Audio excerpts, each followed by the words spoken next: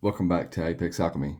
Today in front of you, you have a Jed Hornbeak. This is a one-off, it's like a one-of-a-kind custom knife. It's a Antler Hunter. I picked it up from Jed. I'm glad I did. I've used it this week. I've worn it this week. You can wear this knife scout carry, via the loop here, which kind of, like if you carry it on your right hand side, it's going to be inside out. Wear it on your left hand side for a cross draw, and it won't be inside out. I've worn it upside down on my right, just a second, how did it work? I don't know. I wore it upside down, some kind of way for like a call carry. You can strap it through your belt, or strap your belt through it. Sorry, and use it like that. While this knife may look like something of a relic that you might pick up from Red Dead Redemption or something like that, is a highly usable knife. Maybe the funnest knife that I have in my collection, and this knife gives me confidence. I think I know what Shane Gables means now. I don't pick up many knives that make me feel a certain way, but while I had this knife on me, especially after I used it, I felt like I was capable, like I had a tool with me that was capable of doing things. We were hiking through not really a trail, in the Georgia mountains, just south of Lookout Mountain. I don't know what mountain we were in, but I can tell you this, like it, I cleaned it up. I started the video over because I started off with a dirty knife. Hindsight, maybe that might have been better. I don't know. But the craftsmanship of the sheath, I do want to talk about that. All right, so this is made out of 8-ounce top grain, or full grain leather, rather. It's full grain leather. And so if you see the construction here, what do they call this piece? Somebody help me out. It goes in between the leather pieces. Like the blade is nowhere near the thread, the threading. So like you don't have to worry about your blade cutting into the threads or anything from the other side. So like it's constructed very well. I love the finish on the leather. I love the way that it all come from a solid piece of leather. So like the way it was constructed was he cut out the leather sheath. This was overlay, and like when he got done, he wrapped it around. And just I appreciate the craftsmanship. I do. The value of the craftsmanship of the sheath alone. I mean, like, you talk to people who make leather sheaths. This is easily a $200 sheath. Just from the people that I've talked to about making sheaths, this is easily a $200 sheath, and it was included with the knife, and the entire package was $300. And this is, to me, well more than $100 knife. I'll get into that. The knife is D2. It's ingot D2, American D2. It came razor sharp. I'll find something back here before it's over with to cut something up with. I still have faith that it is absolutely still sharp. This is genuine antler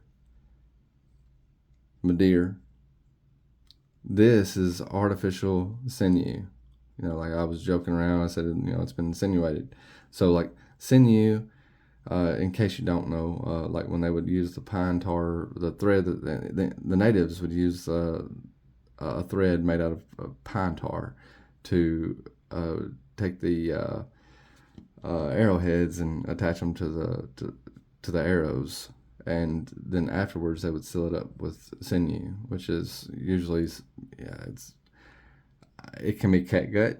Back in the native days, it may have been made out of something else, but this is artificial. But it's just, it's a homage. It's paying homage to an old style of knife but it has like very modern intricacies to it.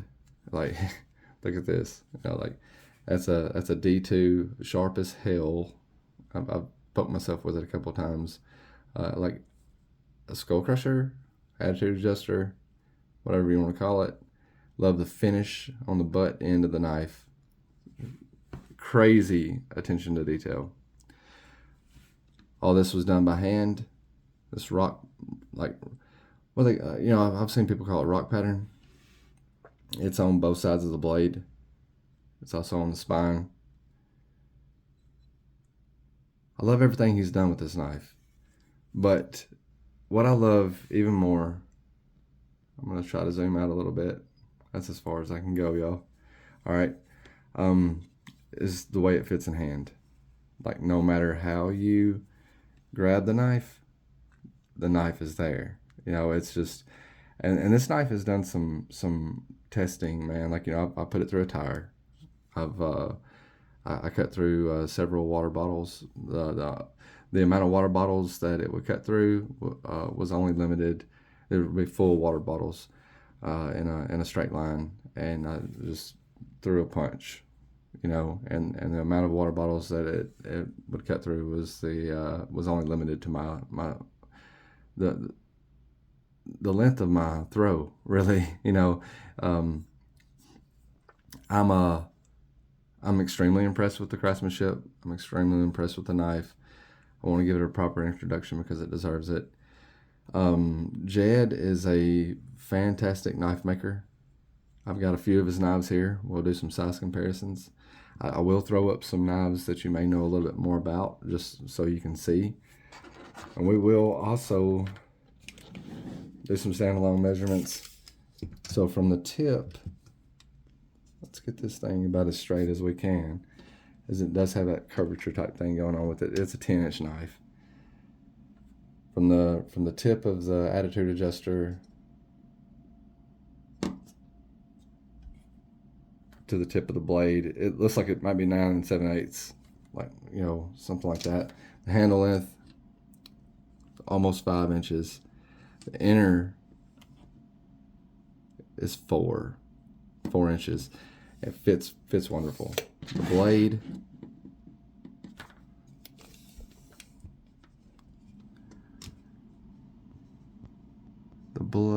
is 4 3/4 inches. The blade height. Oh, I'm gonna grab some calipers. I'm gonna cheat.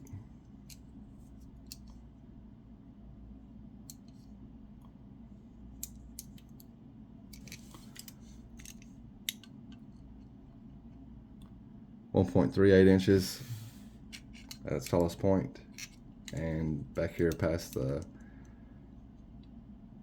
harpoon is 1.18 inches. This knife's fun to use, y'all.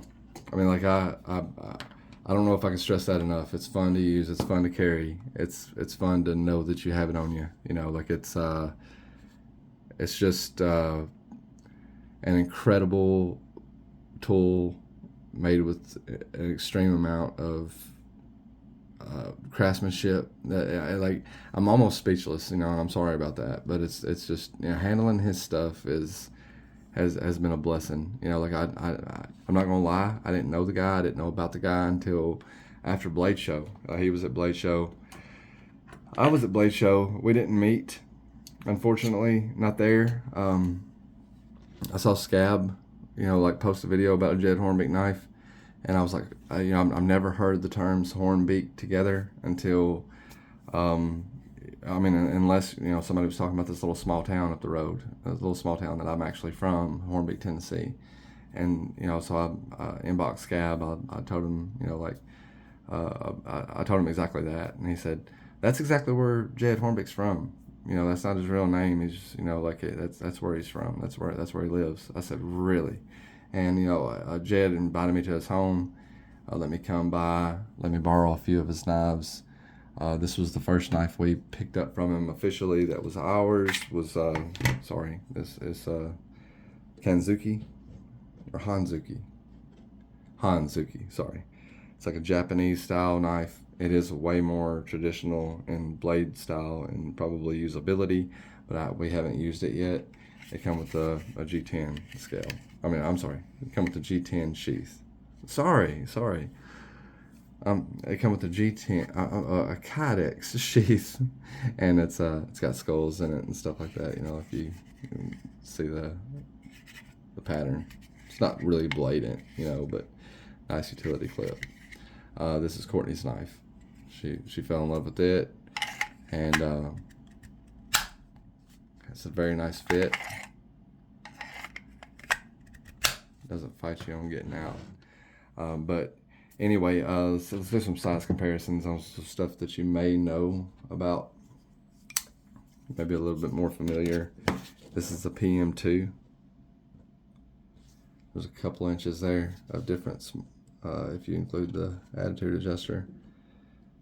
Sorry, trying to get everything lined up. I have a Rat Model 1. Same story, there's probably a good 1.5 1.75 inch difference. Well, on that one, oh, it's not lined up. Okay, yeah, almost 2 inches worth of difference. That's the Rat and the PM2. And we'll leave it at that because most people know what one of those knives, like how big one of those knives are or is. Some other fixed blades with the Shed Knife Resilience. You guys may have seen my testing I've done on it. With the Morris Strider.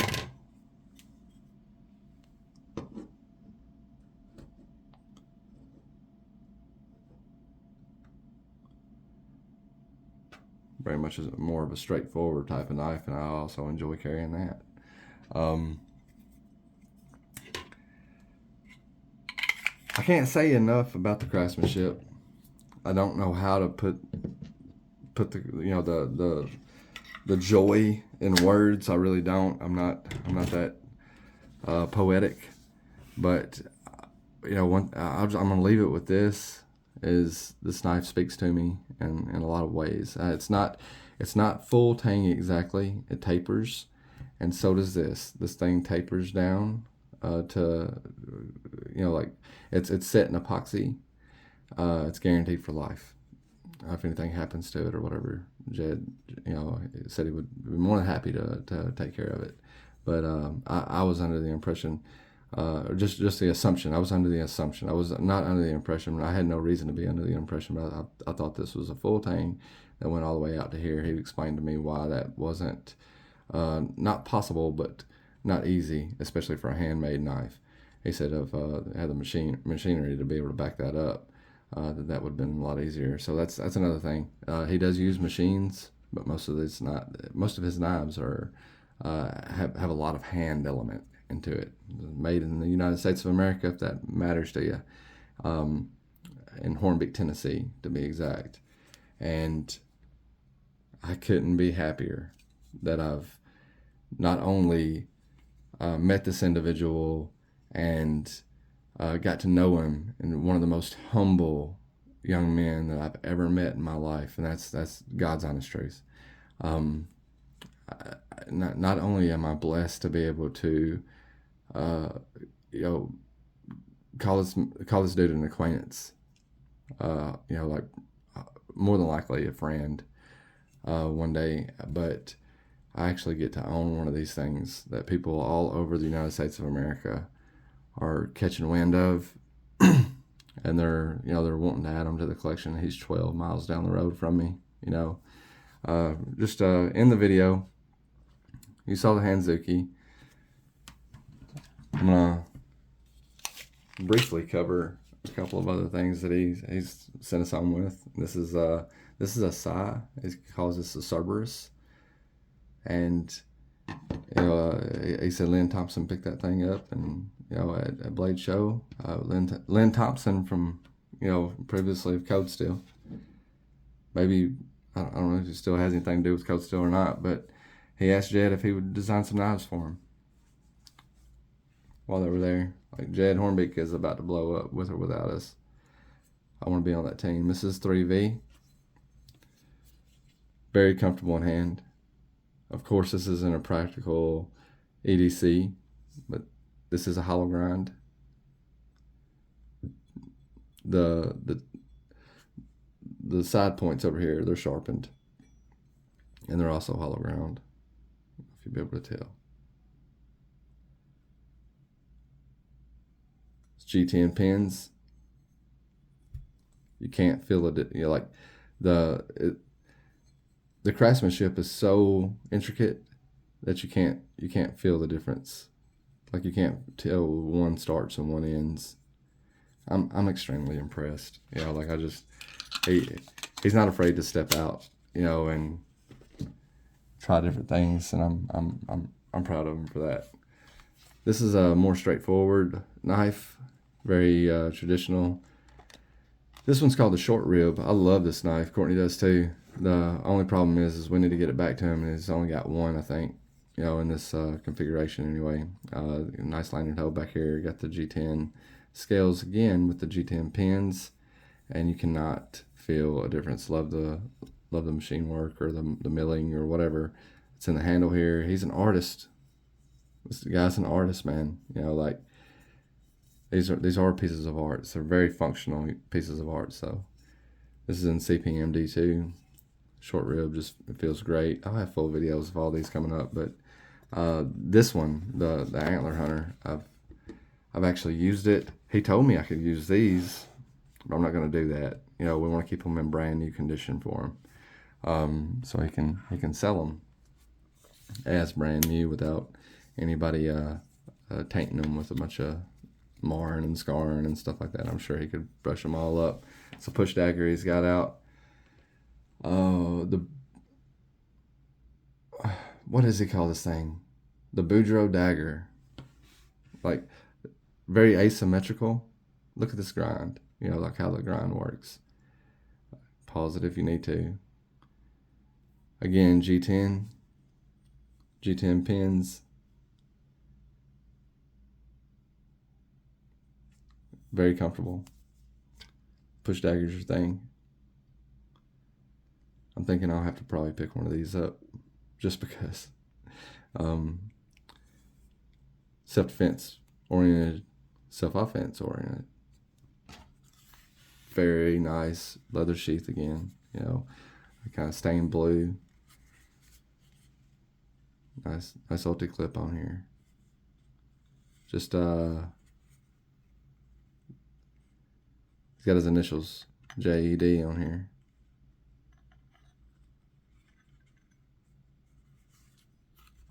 Everything that the guy does it just screams quality.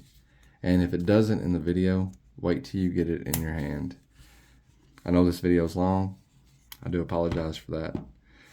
But I wanted to squeeze in as much about the Antler Hunter as I possibly could. This will not be the last video that you see on it, unfortunately. I mean, not unfortunately for me. You know, I just want, you know, I want to show it off.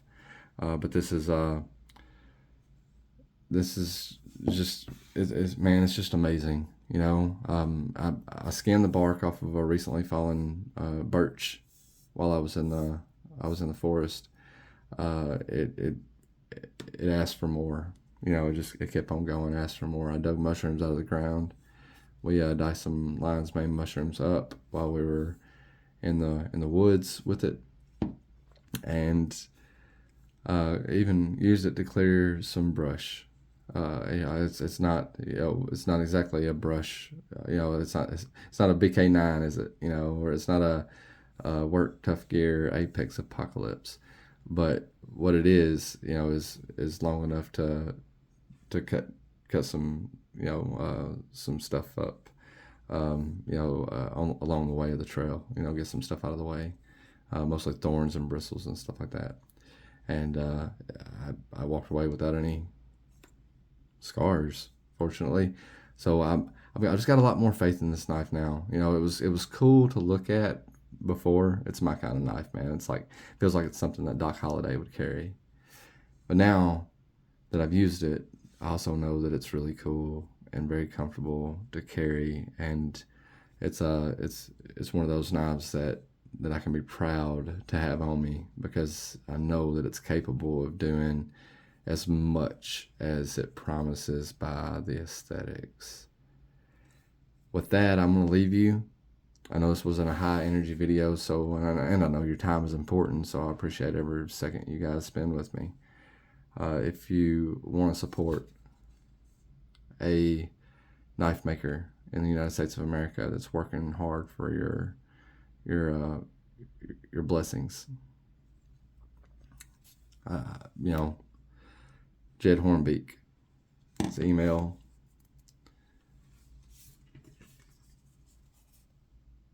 jedhornbeak@gmail.com. It's Jed Hornbeak Knives. And jump on the wagon and grab yours up before he doesn't have anything left. There's another thing about Jed Hornbeak is, like, say this short rib, he's got a few of these. All of them are different. Every single one of them are different. Like the Cerberus, he's got a few of these. All of them are different. Every single one of them are different. Some are just variations of colors. Some of them have a little bit different thing going on with them. The Antler Hunter, so one of a kind. Like he made one, and he told me straight up. He said, if you don't buy it, I'm going to start carrying it. And I was like, well, do you want to keep it? And he was like, if you want to buy it, buy it. He said, I can always build another one. But if you want one of these, jedhornbeak@gmail.com. I'm sure you can talk to him and figure out what's going on. He works with a ton of different steels, 10V, 3V, A2, D2, CPM, D2. I've seen some other steels on his table. I can't remember exactly what all he works with, but I can tell you this: like he's anxious to meet some of you guys, and I would love it if you tell him I sent him your way. If you happen to watch this video and decide to purchase one of his knives, whether that be a Safe Queen or a user, let him know I sent you. That's not going to get you a discount, or it's not going to get me anything either, but it'd just be kind of cool to know that I helped make that connection. As for now, I'll catch you on the flip side.